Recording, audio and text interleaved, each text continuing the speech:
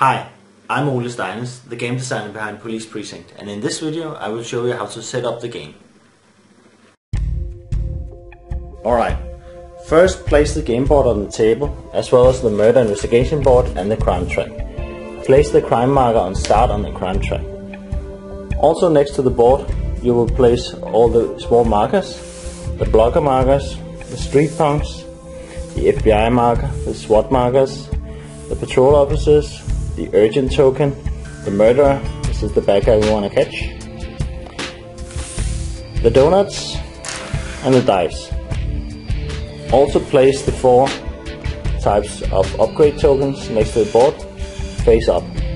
You can split them up if you want to show the 4 different types you like, if you have the room for that, like that.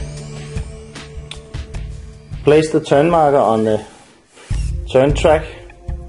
In this game we're going to play with 4 players, so I'll place it here. Place the unknown circumstances next to the board, make sure to shuffle them first. Shuffle and place the police cards next to the board. Shuffle and place the event cards.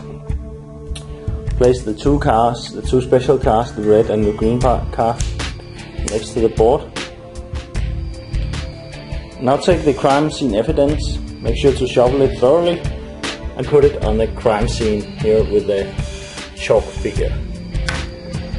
Do the same thing for the examined body cards and place them at the morgue. And then roll a die to find a random location for the murder weapon.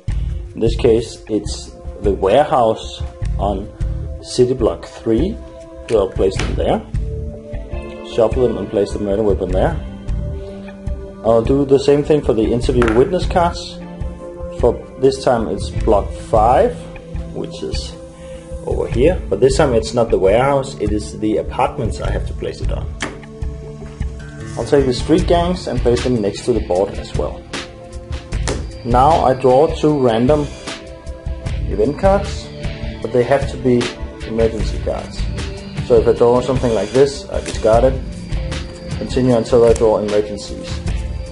It says emergency.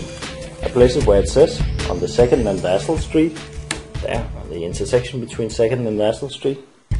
I'll draw the next one, and it's an emergency at a random apartment. So roll the die, and it's block 3. I'll place it here. If it was placed on the warehouse, I'll just place it on top of the evidence stack, and it will have to be solved before I can do anything with that investigation stack. It has room for an unknown circumstances marker, so I'll draw one of these to start with and place there. The other one doesn't, but it has the +2 street punks marker, so I'll take 2 dice, roll and place 2 street punks. So here, and bad hood 6 and bad hood 2. Alright. I need to set up 6 street punks to start with anyway, regardless of the emergency cards drawn now. So I'll roll 6 dice and place street punks accordingly. That'll give me 2 more for bad hood number 2, 2 more for bad hood number 6, 1 for bad hood number 4, that's here, and 1 for bad hood number 5. Here.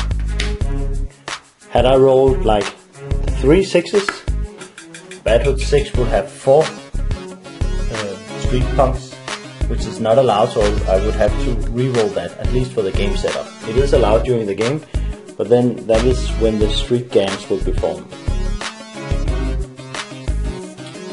Now I'll shuffle back the not emergency cards I drew, so I'll have the event deck shuffled. This is pretty hard with one hand, but you get the idea of it. Alright, that's the basic setup. If I had drawn 2 red cards, two cards with a similar color, I would also use the urgent marker and place it on the first one placed. Alright, we also need to set up the players, of course. So each player will choose one of the available police character cards. We'll hand one out to each player, as well as the cars that belongs to them. So we'll have Costello, Kirkland, and Sarah. Kirkland is also the SWAT commander, so he will be taking these 2 SWAT markers. Since Pierce is not in play, we can remove the FBI marker from the game since it won't be used. Now once all players have their character cards, they can place their vehicles next to the police station with any side facing up. This will be their starting position and their starting vehicle.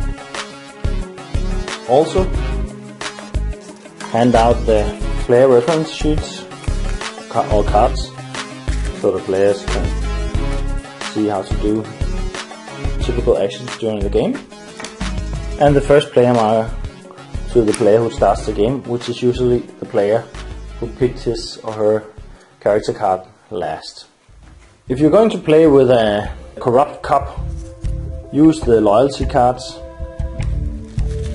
In a 4-player game you would probably have 1 dirty cop and 3 good cops, or you could mix in an additional good cop card if you want that, to make it uncertain if there is a dirty cop or not, to add more paranoia to the game. You shuffle these with the general information side upwards and the true loyalty facing down, and hand them out to the players and have them look at them for a while so they can all read the card and see if they're the good cop or the dirty cop.